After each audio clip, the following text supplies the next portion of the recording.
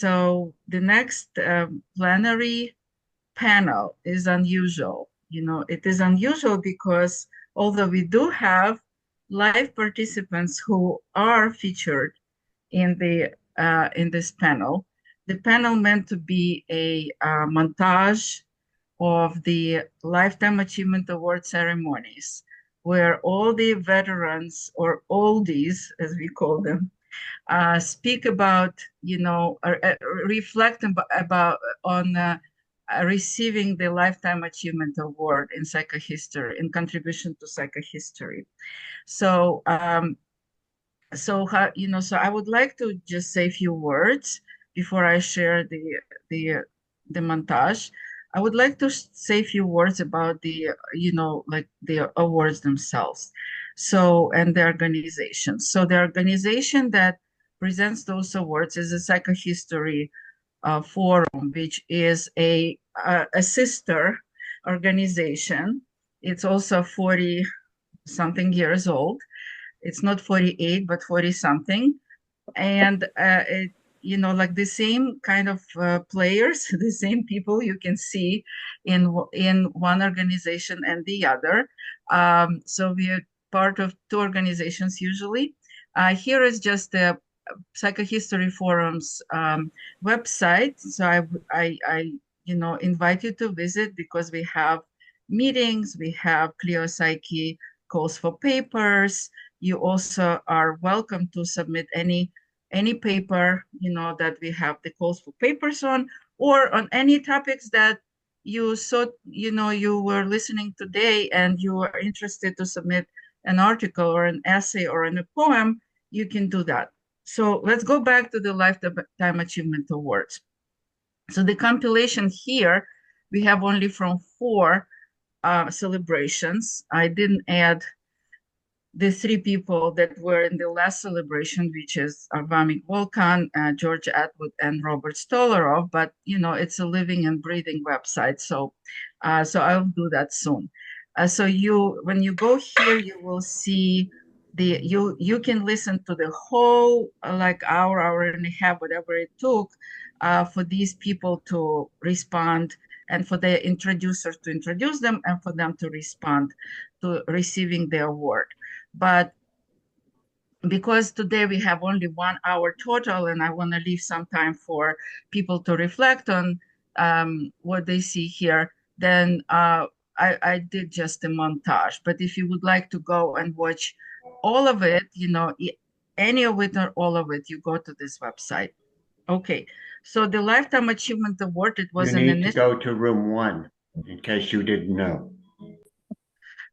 So the initiative of Lifetime Achievement Awards of Psychohistory Forum honors individuals who have significantly shaped the field of psychohistory through transdisciplinary scholarship, very important, teaching and psychobiographical writing, and institutional contributions, scholars whose careers demonstrate lasting influence and profound intellectual engagement.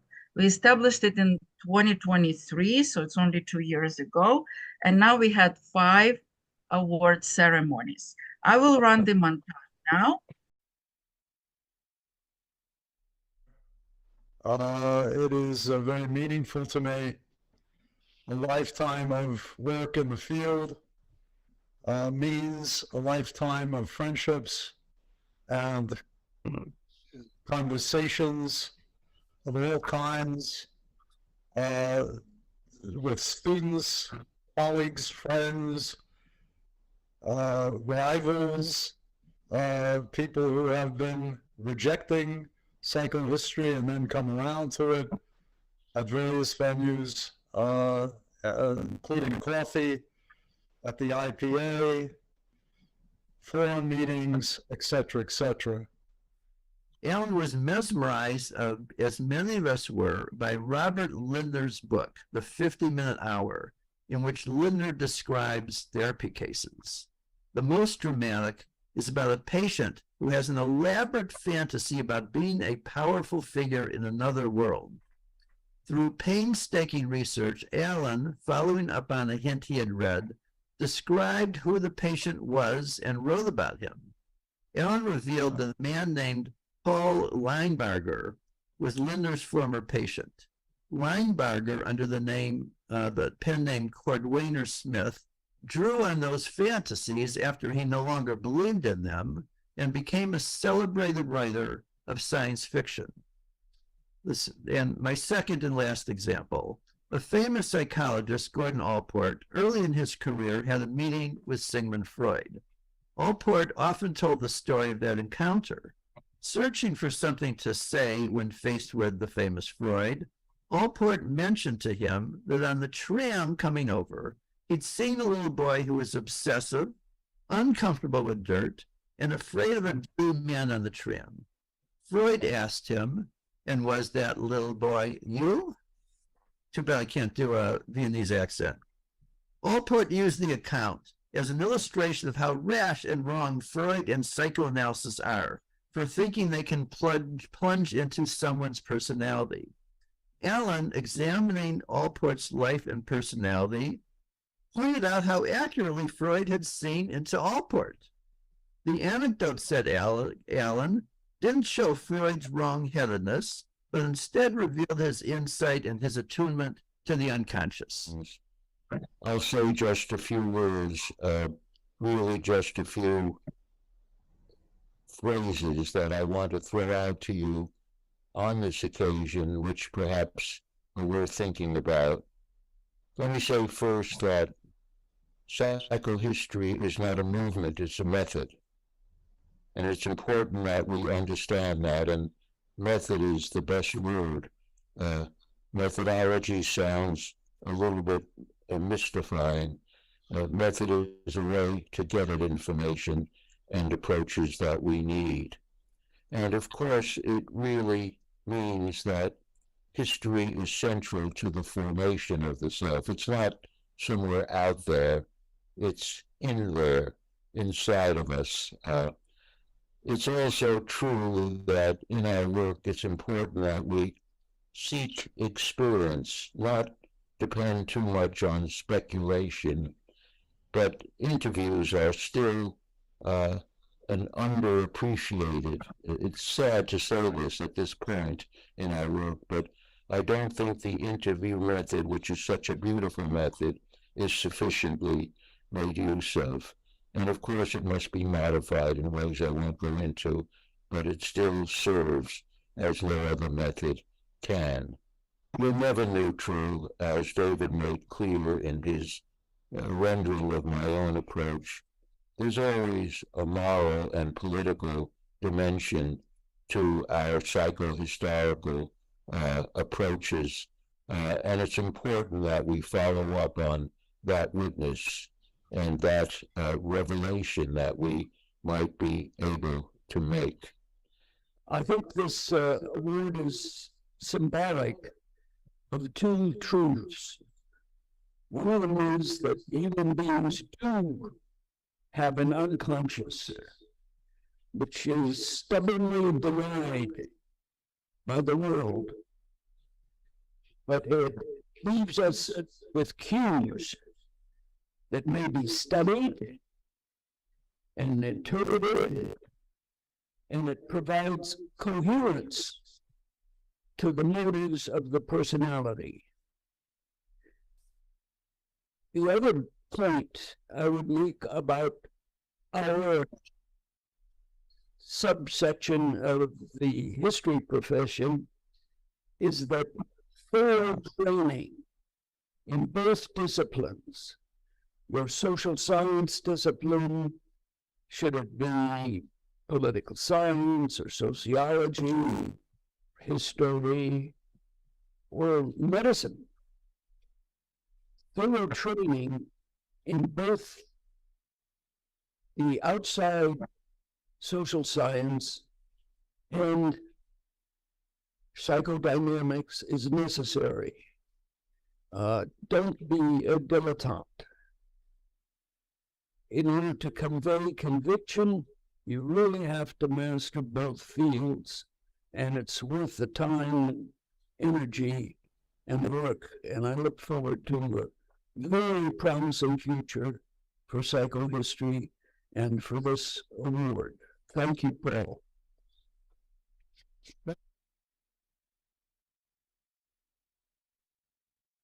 Let me just sort of improvise then. The of the books, of course, Erickson was the hardest, the most difficult to write about. That, and then one day it came in Cambridge, in South and Trowbridge Street. We were in the fall watching the kids play, which he always did, and watching the leaves fall from the tree. And it all just clicked on me. I'm supposed to know this guy, that he thought differently than most of us. He thought visually. He never ceased to be the artist he started out as. Another thing, of course, is with Erickson, the pursuit of the missing father. Who fathered him? That's the roots of the identity crisis concept. And I don't think he knew. But I'll never forget one conversation with him, the old man on Trowbridge Street. And I told him, Eric, I started with Luther. I think I've read every biographical book and most of the others you've done. I've read your archives, public and private. And I have a question. What the hell do you call yourself an historian? And above all, what the hell do others, how far do they go in calling you a psychohistorian? And he did answer that one. He said he didn't know either. He wasn't comfortable with any of those labels. And he saw himself as an artist, a clinician, and thinking visually. My comments all go around the phrase lifetime achievement. Those of you who know me know that I take words very seriously. And so what made me think, well, what are my lifetime achievements as I see them, as I feel of them today? Because I, like everybody else, am not immutable. I change my mind. I might, if I tell you in a week from now what do I think my lifetime achievements are, I might disagree with myself. And that's what the essence, I think, of psychohistory and of every kind of good thinking, research, scholarship, poetry, music, art. So the Renaissance man, the Renaissance psychohistorian owes this me. I owe so much of what I write and how I think to you. So should I say, well, now, is this all yours and I'm only the scribe? Well, sometimes it is. I want to end with a poem that I will ask your forgiveness in advance if I just can't read it all the way through. Because this is the summary of summaries of what I hope my lifetime achievement is, what I hope psychohistory's lifetime achievement is, as an applied field, as a scholarly field. It's a poem, part of a much larger poem by John Donne. No man is an island, no woman is an island, entire of itself. Each is a piece of the continent, a part of the main. If a clod be washed away by the sea, Europe is the less, as well as if a promontory were, as well as if a manor of thine own or of thine friends were. Each man's death diminishes me. For I am involved in mankind, in humankind. Therefore, said not to know, for whom the bell tolls, it tolls for thee. Thank you for all of the work that you did to make this specially happen. I am honored to receive this award, and I am most pleased to have had the opportunity and great fortune to work with all of you over decades. A heartfelt thank you and cheers. I'm very happy to see Fred honored with this award. I think I'd define my field as psychoanalytic social theory, a field that's more developed in the UK than it is here. The Association for Psychoanalysis, Culture and Society was my primary institutional affiliation in the United States. And I think the most interesting thing about Klein is she argues that the baby hates before it loves. At first, this primitive guilt takes the form of paranoia. And while Klein never wrote about politics, not once, it seems to me a lot of what happens in the political world is a paranoid fear of retaliation that is, says Klein, the earliest form of guilt. And many people, and I'd say most groups, get stuck at this point. My most recent interest has been trauma theory, a fascinating and quickly developing field, thanks to the development of neuroimaging. And trauma is now frequently approached as a phenomenon of the brain. Well, today, trauma theory has become the preserve of literary theorists on the one hand, strangely enough, who write about trauma in literature, and cognitive neuroscientists. And I think the great contribution of trauma theory is to disclose and make sense of an enormous amount of suffering in the world, suffering that would otherwise go unnamed. And I don't know how helpful my work has been to others, probably ranges too widely, but it's kept me interested for almost 50 years. And I've learned a lot, and I hope some other people have too. Thanks a lot. It was, it seems to me, a fairly bold analytic move for a guy who had read some of Freud's texts and letters, but was still hoping to make a career out of being a cultural historian. As he says in his introduction to Cultural History and Psychoanalytic Tradition, his book of 1991, he believes, quote, the most penetrating psychoanalytic method still seems to be a historical and critical one, end quote. There is good reason to think, as I've been saying, that historical training is a good foundation for good psychohistory. I would like to respond to that beautiful paper by telling you my first impulse is to argue that that I'm not argumentative, but I'm going to let that one go for today. My first published paper on Malraux's anti-memoirs 50 years ago examined character portraits, especially Mao, Gandhi, and de Gaulle. My most recent publication, a study of my inner experience of serving on a jury, demonstrates the various ways in which a psychoanalyst can decode traumatic aspects of jury service, especially when the case is gruesome. I learned that in order to allow the truth to emerge, one had to construct a facilitating environment for one's patients, which turned on the analyst's ability to connect with a whole human being and to create and sustain a reliable, empathic, and attuned stance to that person.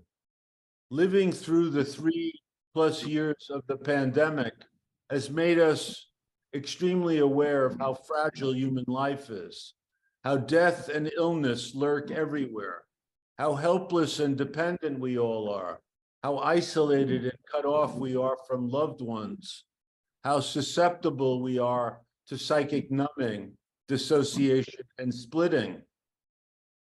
I retain high hopes for the future generations of psychohistorians who inquire into how the unconscious of individuals and collectivities emerges, intersects with, and complicates history in variations. When studying historical personages such as Gogol, Stalin, Tolstoy, Jesus, and Mary, he inclines to identify with that, with their personality. He would dream about them, relating to them as human beings as he approaches his 80th year. Daniel remains excited and quite immersed in his research. Keep on doing it, Daniel. Thank you for your kind words on this occasion and for your advocacy on my behalf in the past as well. So I'm very preoccupied with death these days, both the death of some others that I have experienced and with my own death. In the next issue of American Imago, I will publish an article about mourning in the Jewish religious context. And here I'll give a very brief summary of that article. And then I will recite a poem I wrote on the first anniversary of the death of my late wife, Barbara Ann Millman, a dog. His name is Baka. He holds my dead soul together. Back then, right after Barbara died, I swore I would not die of a broken heart. Well, for the time being. When, I say, when finally, some 40 plus years ago, I found you, Barbara, you became the lion of my life. Oh, my dearest no-nonsense Barbara. Of all people I have ever known, you best understood what it meant not to be. So thank you, ladies and gentlemen, for listening to my considerations about mourning in the Jewish religious context. It's hard to overstate the importance of Mac Runyon to psychobiography. As all of you know, academic disciplines such as psychology and history have been bitterly hostile towards psychobiography and psychohistory. In psychology, quantitative statistical studies of large numbers of subjects dominate the discipline. A great many university psychologists condemn the in-depth study of the individual. Mac has championed exactly that kind of study, the kind of study of which psychobiography is a prime example. And Jim Anderson organized this paper about our relation to Eric Erikson, again with Jim Anderson, Alan Elms, UC Davis, and myself. It's sort of the history of our relations with Erikson. Again, we all admired aspects of his work. We all found him somewhat difficult to establish a good relationship with, and that was somewhat disappointing. And so we published an article about it in Clio's Psyche. So I learned about Clio's Psyche, and I got interested in and appreciated what they're doing. And one thing I didn't do until years later is read the book, the edited book by Paul Elovitz here. I don't know if you can see the title. So this is a book, it's called Psychohistorical Exploration, the best of the journal Clio's Psyche. And it contains articles for decades from Clio's Psyche. And so it's a useful summary of the array of things that have happened in that journal and the array of people that have been there and their short biographical sketches of all kinds of people who contributed to the field. So I appreciated that. But it really is my pleasure to introduce Professor Nancy Chetero for this Lifetime Achievement Award for extraordinary accomplishments in psychohistory to distinguished women scholars. It's almost, I could keep it 10 minutes or under because I'm almost speechless after Jeff's introduction here. But being a feminist, I have to have woman's voice come forth and in the presence of my, not only a different voice, but a powerful voice. Analysts don't really notice very much. And his taken for granted concerns with contemporary politics, World War I, Marxism, he talks about all that in a chapter in the new introductory lectures called The Question of a Weltanschauung. Who knew that Freud knew about Bolshevism and Marxism? That is so different from American psychoanalysis and the psychoanalytic diaspora until decades later when people started noticing the social again. That had to brings each and every one of us, if we are lucky, to our internal and external collective creation of and place in psychohistory. And I am just, again, so honored to be part of this community of sisters and scholars and clinicians, and to receive this award today. Thank you. It's my honor today to introduce my colleague and my very dear friend, IPhA Fogelman. But for the past 50 years, I have been instead deeply involved in the complicated and often emotionally painful work of understanding and treating trauma, which inevitably leads me to think about the big existential questions that led me to do research of why is there evil? Why are some people altruistic? When I was working with psychoanalyst Judith Kestenberg on the international study of organized persecution of children, she introduced me to the Psychohistory Forum, and through that I met Paul Elovitz, a tireless advocate for developing psychohistory as a discipline. Paul has not only been a cheerleader of my research on the rescuers of Jews during the Holocaust and other projects, but has also shown genuine concern for my family. As a Jew, I often find inspiration in Jewish thought and philosophy, and the late Rabbi Chaim of Volozhin wrote something that exemplified the Psychohistory Forum, whom I am grateful to for the recognition I'm getting today. And I quote, he said, "The communal song is not the sum of its singers, but a coalescence of voices. Its special challenge is to create harmony without drowning out uniqueness of each individual voice. I must not forget myself in myself, but rather remain attuned to the other, to adapt myself to him or her out of faith that his or her freedom will adapt itself to me. The awesome experience of merging is why communal song holds such powerful sway over us. And it is the reason for the sense of purification and exhilaration that it so engenders in us." Thank you. I am also very honored to be introducing Carol Gilligan, who has been a colleague and friend for more than 30 years. And I'm just very, very honored by this Lifetime Achievement Award in psychohistory, because I mean, what Ruth Ellen said is profoundly true. I was alienated from the field of psychology. The voice seemed off for me, although I don't think I would have described it in those terms. Women gave voice to aspects of human experience that had not been part of the account of history, women and girls, and relationships. And so bringing women's life history into history changed the understanding of life history by bringing in a whole awareness of interdependence and relationships.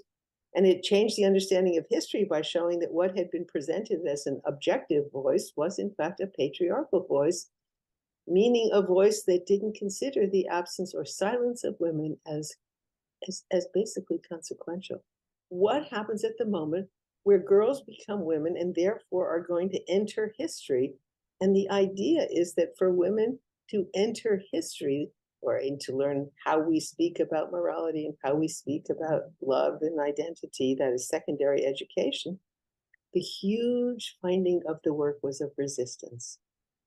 That as a healthy body resists infection, a healthy psyche resists, I would say here, a history that basically requires them to silence what they know through experience. So it's hugely moving to me to be honored by the Psychohistory Society, that's just a total joy. So thank you very much. So I'm honored to be able to introduce Nancy McWilliams and congratulate her on receiving this award. Nancy. I can't overstate how thrilled I am to be recognized in this company. Nancy and Carol were my feminist heroes in the mid-1970s. They were highly influential to me. And I got to know Eva, I think, in 1984, when the New York Times found out that the two of us were about the only people out there trying to make some psychoanalytic explanation for goodness, in her case, for rescuers of victims of the Holocaust. So my mission in terms of my professional career has been to try to take psychoanalysis out of the office, to take it outside the jargon in which psychoanalysts talk to each other. So I lucked out, I learned how to write clearly, and my goal has been to write in my own voice, in a woman's voice, or what Carol now calls a human voice, an integrative, respectful, and appreciative of others kind of voice that doesn't express an arrogant individuality, but does express my own authority. I am very grateful to be acknowledged by the psychohistory community. And I want to thank everyone who has come before me and everyone who's here today, and Jim for your lovely introduction. And I'm just thrilled to be in this group. Thank you. It's really good to see you all. Well, I'm honored with the chance to introduce Professor Romick. Welcome. So. Thank you, Regina. Thank you, everybody. Also, let me thank three more people. One of them I never saw, the other two I saw. They are Anwar Sadat, Mikhail Gorbachev, and Jimmy Carter. That 70% of the problem between Arabs and Israelis was a psychological wall. And we went to Israel, we went to Egypt to study what's going on. And we brought high-level Israelis and high-level Arabs together because at that time, American government was supporting such a study. But since we were psychoanalysts, we never mentioned this in newspapers and so on. We did everything just ourselves, but we brought General Shlomo Gazit from Israel. We brought Taksin Bashir, Ambassador Taksin Bashir, Anwar Sadat's best friend, together for 6 years.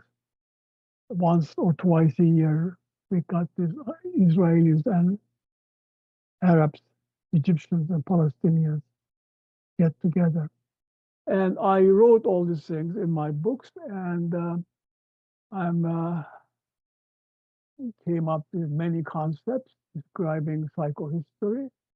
And I thank you for thinking of me and giving me this wonderful medal, and also meeting some of the people I know. Very nice. And again, thank you very much. Good afternoon, everyone. Great to see faces both familiar and new. And I'm thrilled to introduce one of my favorite people in the world, Professor George Atwood. His scholarship, mentorship, and friendship have been life-saving. And this world would be a much better place if we could make multiple clones of George Atwood. I am proud to call George a teacher, a mentor, a friend, a muse, and an esteemed colleague. And so it is my honor to introduce Professor George Atwood, who is so richly deserving of the Lifetime Achievement Award for Extraordinary Accomplishment in Psychohistory. a project I'm engaged in right now, which is a study of creative genius and its relation to madness. In particular, I've devoted many years to studying 4 of the great geniuses of Western civilization: Leonardo da Vinci, Friedrich Nietzsche, Johann Sebastian Bach, Friedrich Nietzsche, William Shakespeare. The work on Bach and Nietzsche is pretty much complete, and they're published in separate essays that appear in various volumes. I haven't written anything about William Shakespeare, but I've been studying and thinking about him for a number of years. And on Leonardo da Vinci, I realized as I was planning the remarks I would have here, that I've been studying him for close to 65 years. I tried to understand who was the Mona Lisa to Leonardo? What did he see in the Mona Lisa? I certainly had the experience of loss, and it's undoubtedly a factor in sensitizing me. It existed in his life and in his art. The effect of this experience in my life on my interpretation of Leonardo can be understood as a sensitizing of me to that possible dimension of experience.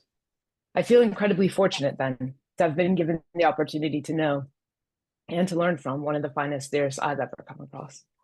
I feel doubly lucky then to have been set the almost impossible task of introducing Bob Stollerow on the occasion of his Lifetime Achievement Award for extraordinary accomplishments in psychohistory. On one hand, the emotional themes pervading an author's life are brought to life by psychobiographical method. On the other hand, psychobiographical method illuminates how such emotional themes have shaped the author's work. We exemplified these principles through psychobiographical studies of the works and emotional lives of 4 major psychoanalytic theorists: Sigmund Freud, Carl Jung, Wilhelm Reich, and Otto Rank. The study of Jung's life and work illustrates the generative unity of psychobiographical inquiry and emotional phenomenology. The emotional themes pervading his life are brought to light by psychobiographical method. And psychobiographical method illuminates how these emotional themes shaped his work. Thank you very much.